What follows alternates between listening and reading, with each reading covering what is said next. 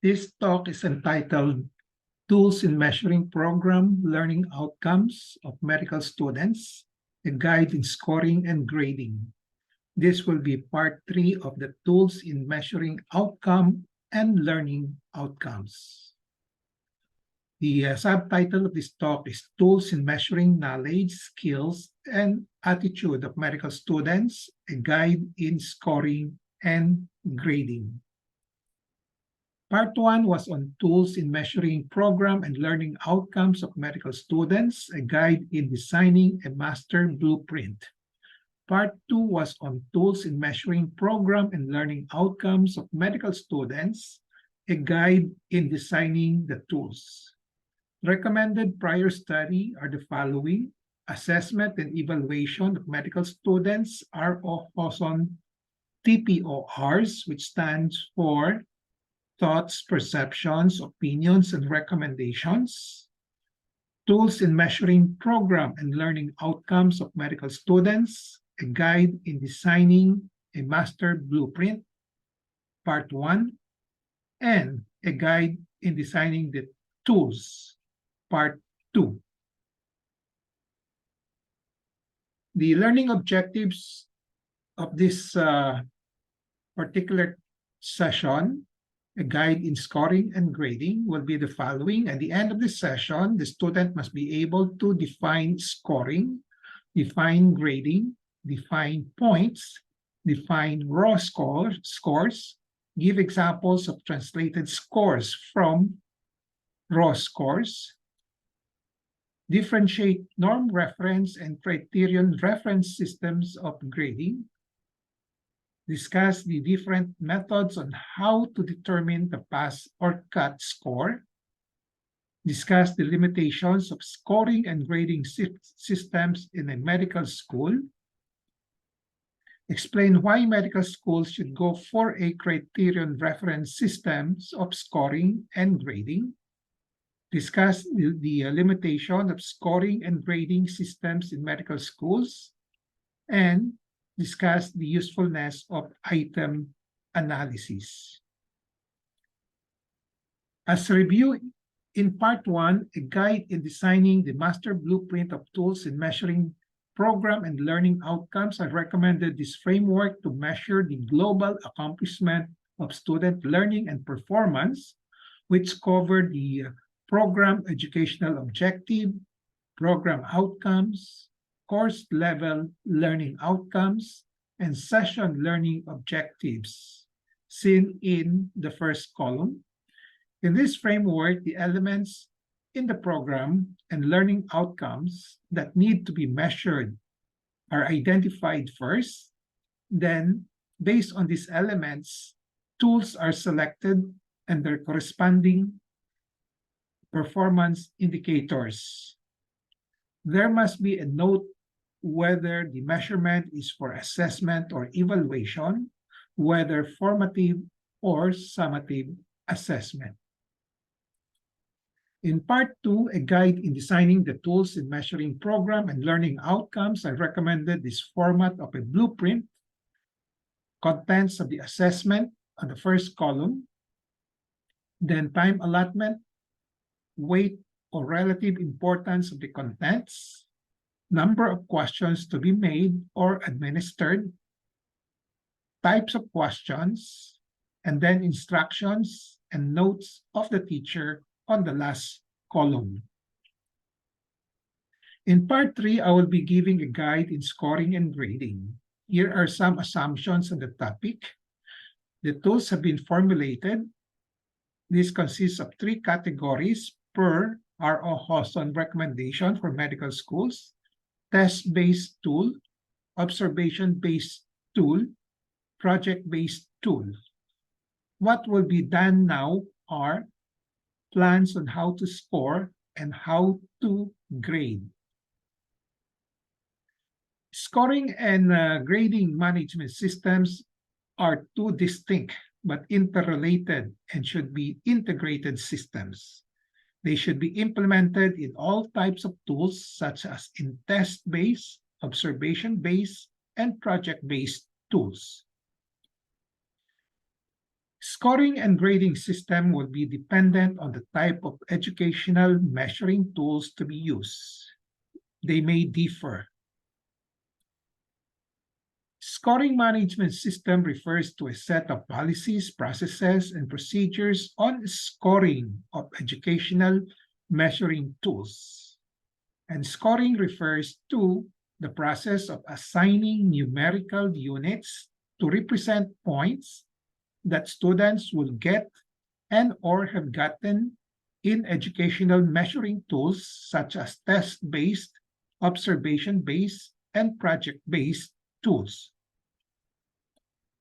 Grading management system refers to a set of policies, processes, and procedures on grading of educational measuring tools. And grading refers to the process of applying standardized measurements for varying levels of achievements in the learning activity or course of study using the scores of the students will get and or have gotten in educational measuring tools such as test-based, observation-based, and project-based tools. In terms of implementation of the actual processes, there is a proper sequence. So scoring precedes grading. So assign scores and get scores first before giving the grades. However, in the formulation of the plan for scoring and grading, there is already an integration of the two processes. How to score and how to grade are already placed in the plan.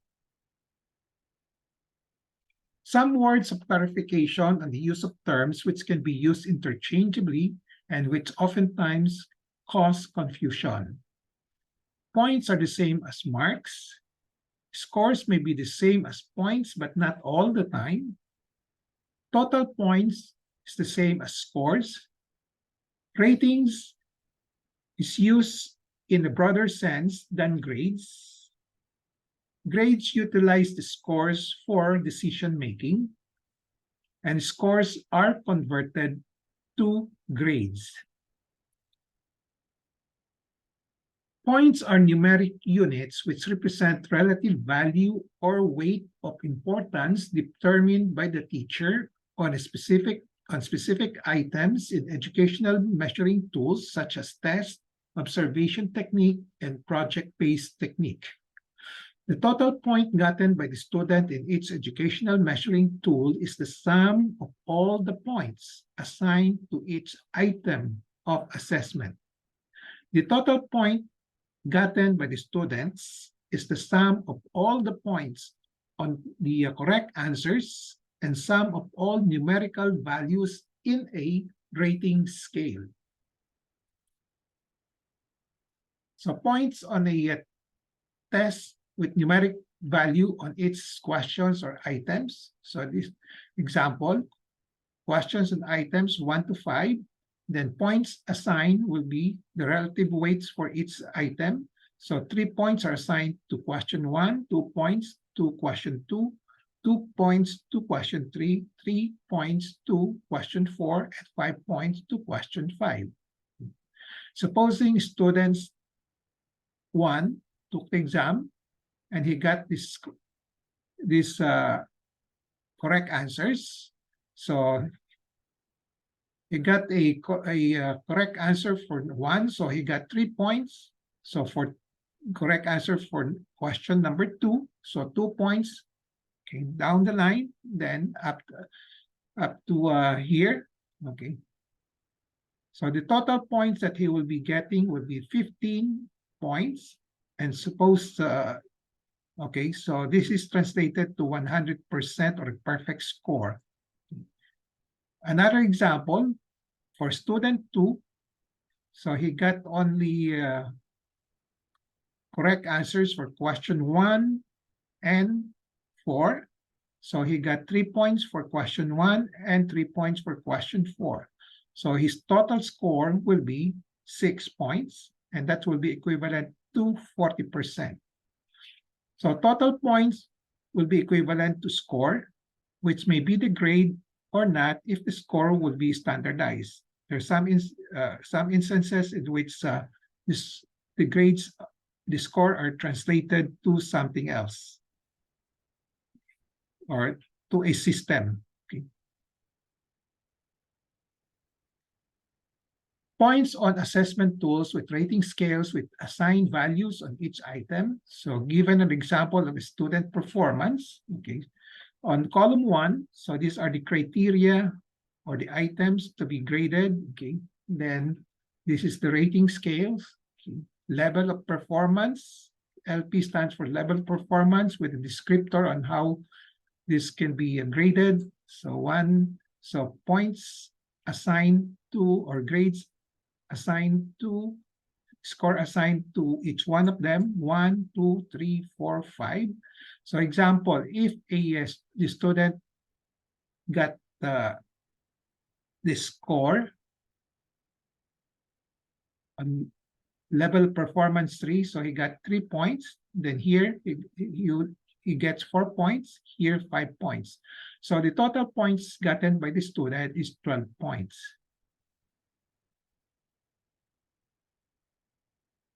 Scores. Let's now go to scores. Okay. Scores are numeric units which represent the total number of points that students will get or have gotten in educational measuring tools such as tests, observation technique, and project-based technique.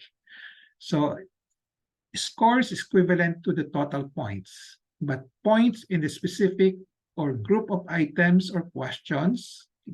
So it's usually, you use the term points, and usually we don't use the word scores for those points in the specific items or group of items. But if it's the scores is total, there's a total, the total points will be equivalent to the scores. Example here. So these points assigned to each item is not called score, but the individual points for each item. So if above is the whole test, the total point is 15. So the total point of 15 of student 1 is also the score. And the total points of student 2, okay, of 6 points, okay, will be his score.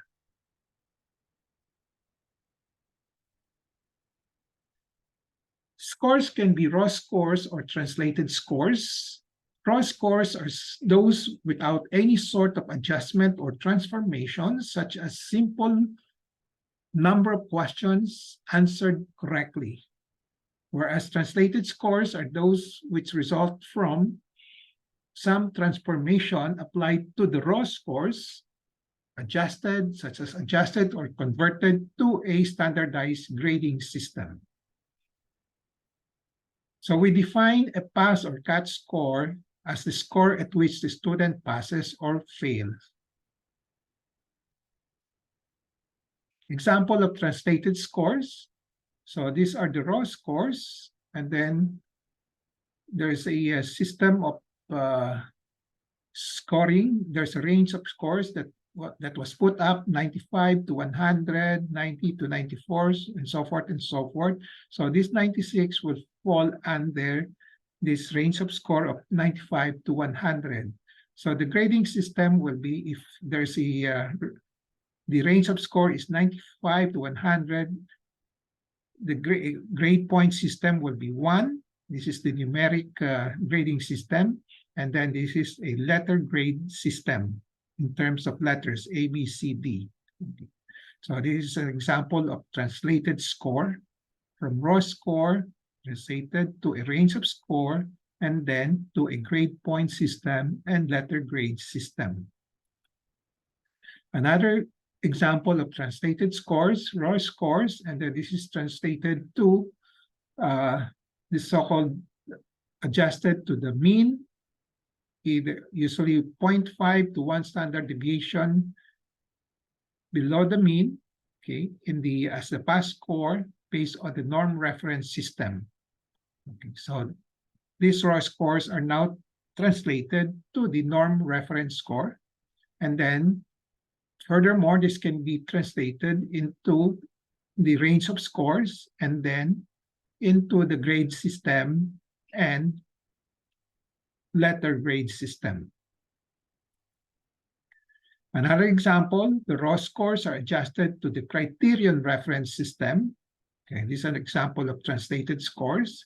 Again, the range of scores, and then the grade point system and the letter grade system.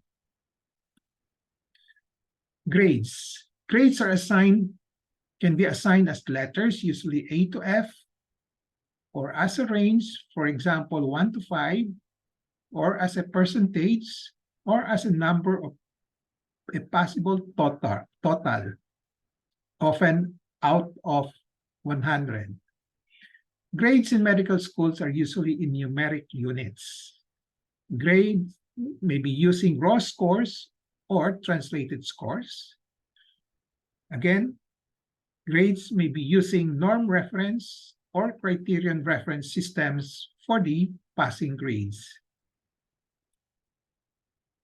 Grades can be based on raw scores. For example, if 100 points is the total score and a student got 100 points or total score, the student get a grade of 100%.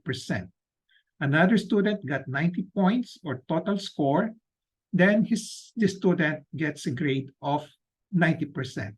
So this is grading based on the raw score. Grade can be based on translated score. So if the score is within 95 to 100 points or score, then the student get a grade of 1, 90 to 94, grade of 1.5, 85 to 89, grade of 2. So for example, a student got 93 total points or score, the student gets a grade of 1.5. Another student got 89 points or total score, then the student gets a grade of 2. Grades can be based on norm reference and criterion reference systems. Norm reference means referencing how the score of a student compares to other students. So this is the same as grading on a curve using the mean and standard deviations. In contrast, criterion reference means referencing how the score compares to a criterion, such as a CAT score or a body of knowledge. And this is the same as a grading using a set of defined standards. Determining the pass or CAT scores. So after constructing the educational measuring tools such as test-based tools, observation-based tools, and project-based tools, the next step is to determine how to grade, and most importantly, how to determine the pass or CAT scores. So let's now focus on how to determine the pass or CAT scores. But before we move further, let me repeat. The score at which a student passes or fails is called the CAT score or pass score or passing score. The other common term used is the minimum pass level or MPL. So here are my recommendations on determining the pass or CAT scores. So some preliminaries. So we'll be using the R.O. Hawson categorization of educational measuring tools for medical students, which consists of test-based, observation-based, and project-based tools. Test-based tools consist of selective objective tests and oral or essay tests. Scoring and grading systems will be dependent on the types of educational measuring tools. The selective objective tests will be managed differently from the oral and essay test, observation-based, and project-based tools. The oral essay tools, observation-based, and project-based tools will be managed similarly. Policies and procedures on scoring and grading system. The medical school should come out with policies and procedures on its scoring and grading systems. The student should be informed of these policies and procedures so that there will be no misunderstanding. The passing score for an educational measuring tool should be set in accordance with the purpose of the exam, whether formative, summative, and in the realm of knowledge, skills, and attitudes, and other elements. The passing score set for an educational measuring tool must be defensible, justifiable, acceptable, and credible, and not just set arbitrarily. The process of determining an effective and valid CAT score for an educational measuring tool is referred to as standard setting. This requires a properly selected panel of expert judges and a suitable standard setting method which best fits the purpose of the educational measuring tool.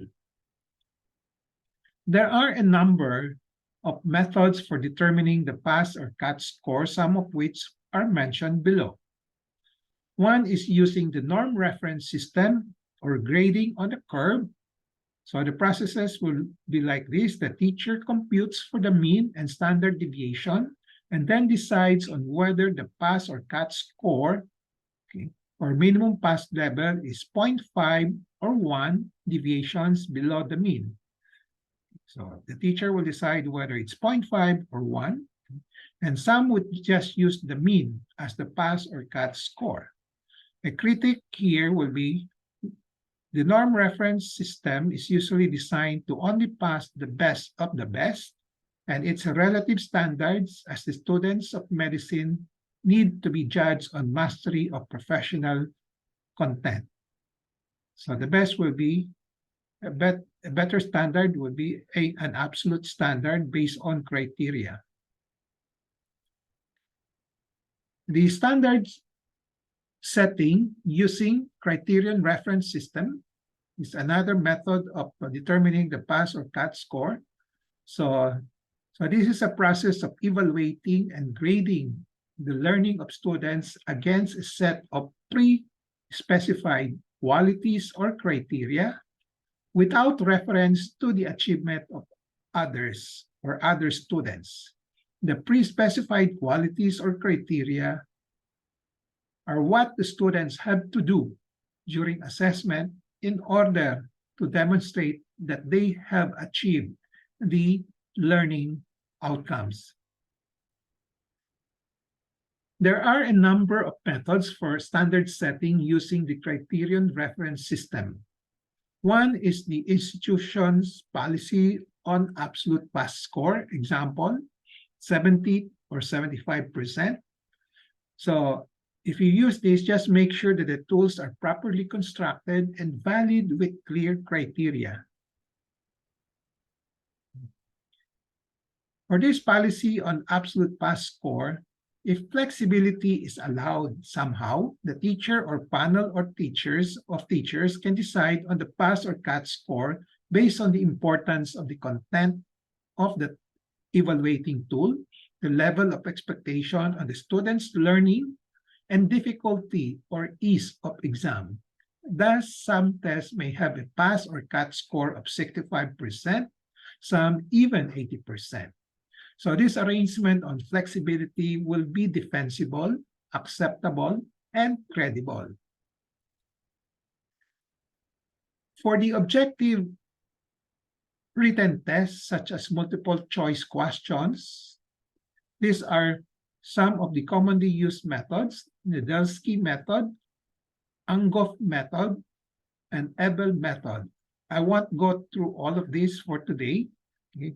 Let me just say that among the three, the Angoff method is the most commonly used, and I will just describe this method below.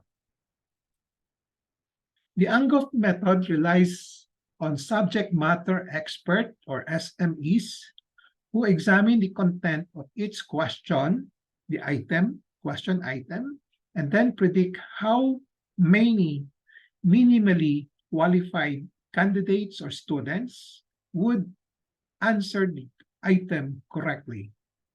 The average of the judge's prediction for a test question becomes its predicted difficulty. The sum of the predicted difficulty values for each item averaged across the judges and items on the test is the recommended Angoff cut score, or the minimum pass level. So the formula usually used is MPL equals the sum of the MPL of all the items divided by the number of items times 100.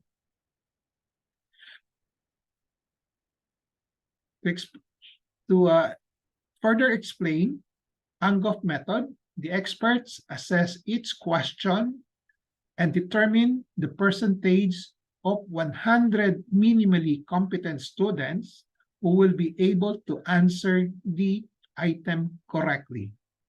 As I said, the formula is MPL is equal to the sum of the MPL of all the items and then divided by the total number of items times 100. So this is an table illustrating the Angoff method. So example questions 1 to 100, and then there are points assigned to each question. Let's say 1 point each up to 100 points total. And then here are the result of the expert prediction, percentage of minimally competent qualified students who can answer each item correctly. Example 0.6 for 60% for question 1, 0.7 for question 2, 0.9 for question 3, 1 for question 4, so forth and so forth, and 0.8 for the last question. So the sum of all these example, the sum of all this MPL is 65.5. So the MPL for the whole exam will now be 65.5. So it's the sum of all this MPL by the experts over 100 items times 100. And therefore, the MPL for the whole test is 65.5.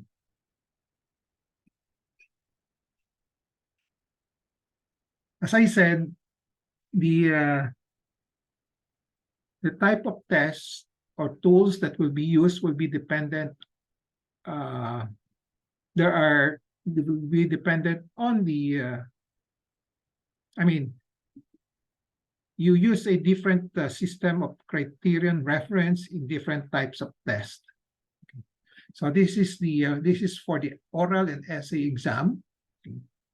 So the previous one that I explained is the MCQ, or the objective type of written test. Okay. So for oral and essay exams, example, there are 5 questions in the oral exams. Okay.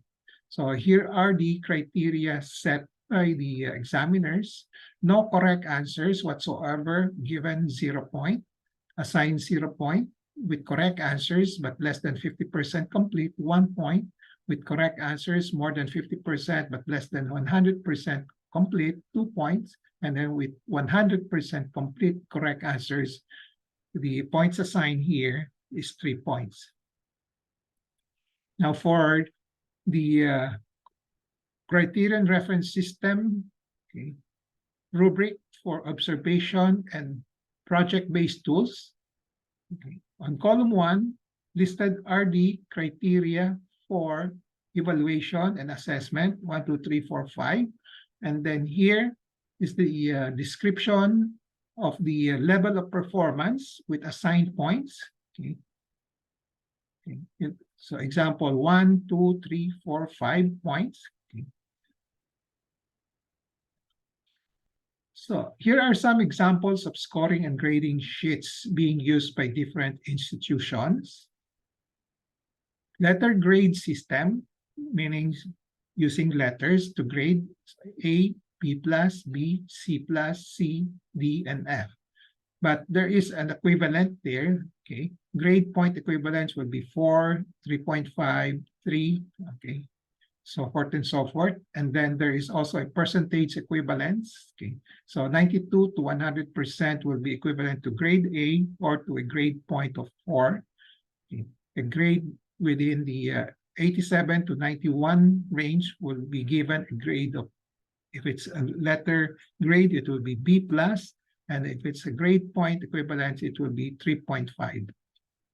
So this is an example of a letter grade system with equivalence to the percentage, equivalence to the grade point.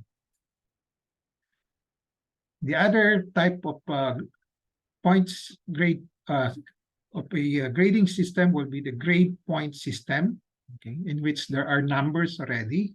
And then the equivalence here will be the percentage, and then the description, there could be some description in terms of excellence, very good, good, etc.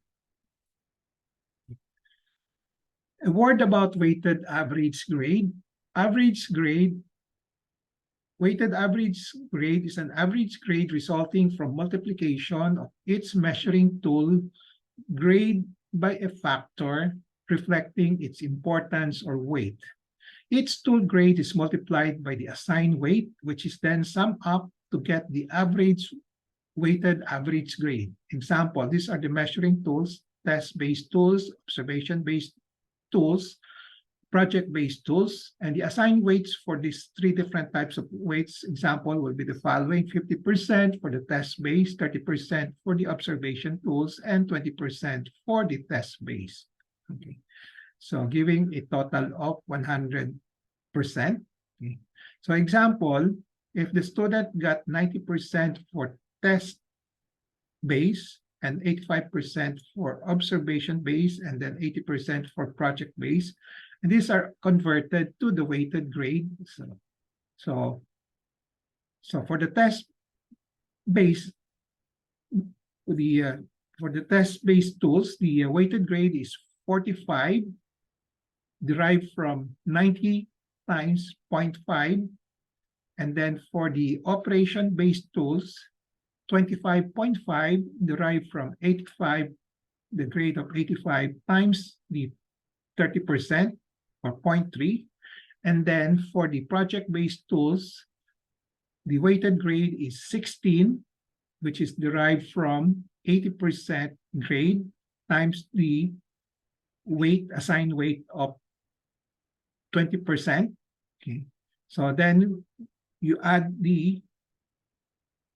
all this grade, the total will be 86.5. So this now will become the weighted average grade, 86.5%. So this is how the weighted average grade is being computed.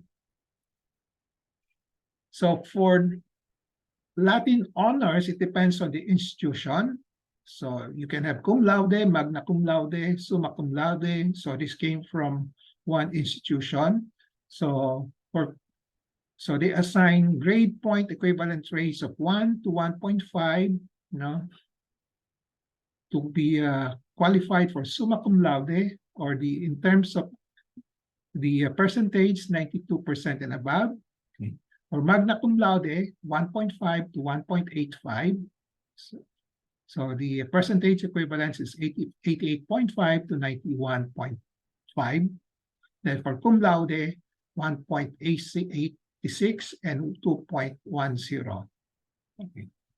Another institution will have a different system of recognizing summa cum laude, magna cum laude, or cum laude, or the Latin honors. Okay. So this is in terms of grade point equivalent system. Okay, 3.87 to 4 for summa cum laude, to 3.7 to 3.6 magna, and 3.5 to 3.69. So it all depends on the institution. So this shows the Philippine Physician Licensure Examination, the grading system. Okay, so usually you have 12 subjects in the licensure examination listed down here, and then for each subject there's a grade here, or rating. They use the word rating, 84%, 86%. Okay, and then they get the general average rating, which is 84.83, which is derived from the sum of all these 12 grades divided by 12, and then the remarks will be the pass.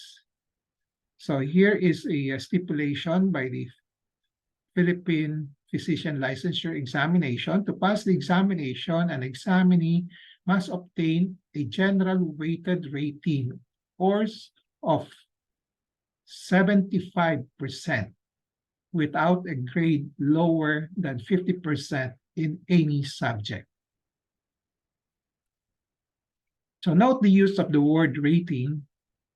Rating, this is the same as grade.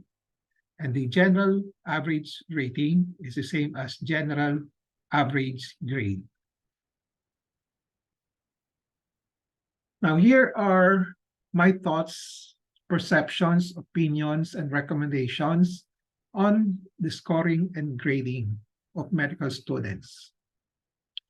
There is a need to measure the learning and performance of medical students after the course of study, and thereafter to decide whether or not to certify them as graduates who are qualified to practice medicine in the Philippines. That is, after passing the Philippine Physician Licensure Exam.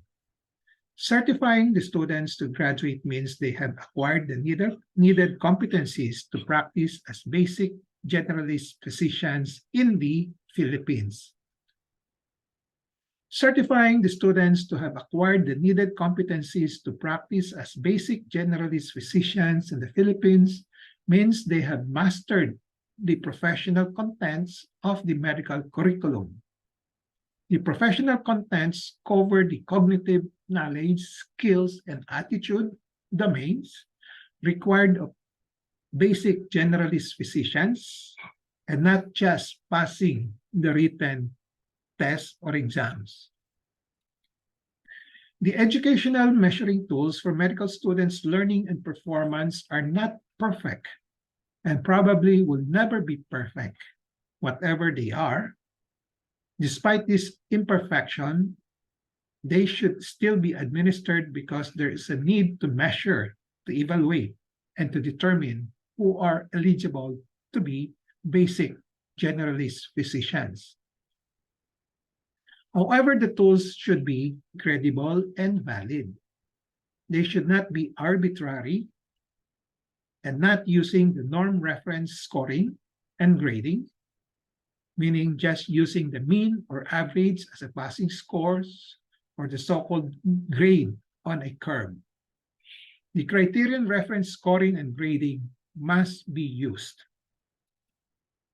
Even the criterion reference scoring and grading are not perfect, but at least the students are assessed and evaluated against a set of criteria or standards on mastery of the professional contents of the medical curriculum. The standard setting processes utilized for such purposes generate absolute standards in contrast to the relative standards where students are judged against each other as is being done in norm reference system. These standards are considered absolute because they are expressed in terms of how much content the students need to know.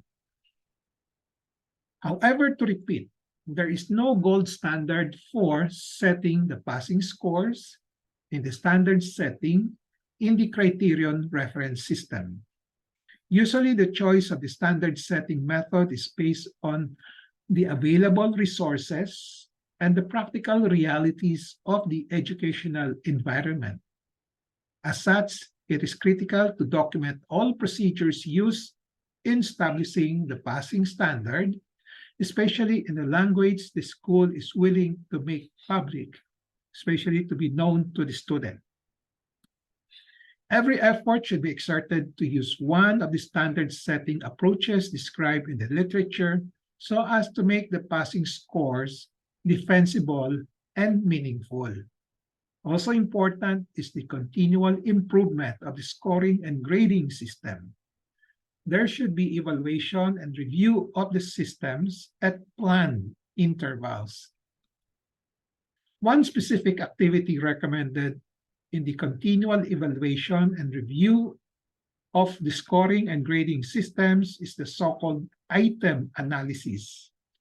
Item analysis is a process which examines student responses to individual test items or questions in order to assess the quality of those items and of the test as a whole.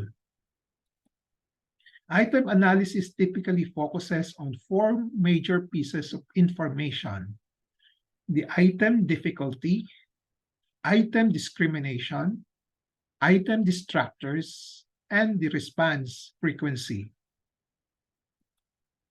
Item analysis is especially valuable in improving items which will be used again in later tests, but it can also be used to eliminate ambiguous or misleading items in a single test administration. In addition, item analysis is valuable for increasing instructors' skills in test construction and identifying specific areas of the course content which may need greater emphasis or clarity. Last words here. An exam standard is ultimately just a recommendation. The final evaluation of a student's performance lies with educators and educational institutions. No exam is perfect. An educator will always know more about a student than any exam ever could. When considering a student performance on a summative exam, educators should take into account the body of evidence that student has built up during the entire duration of the academic career.